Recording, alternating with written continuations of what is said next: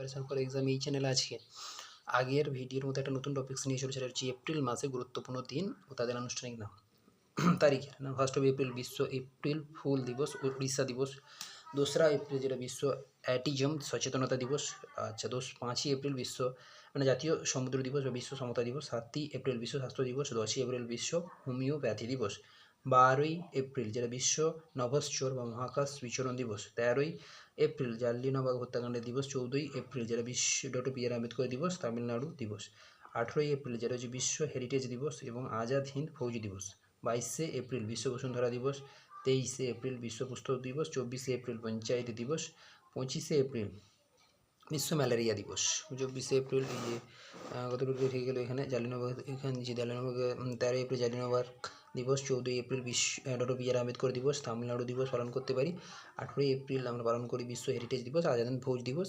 আচ্ছা 22 এপ্রিল বিশ্ব বসুন্ধরা দিবস।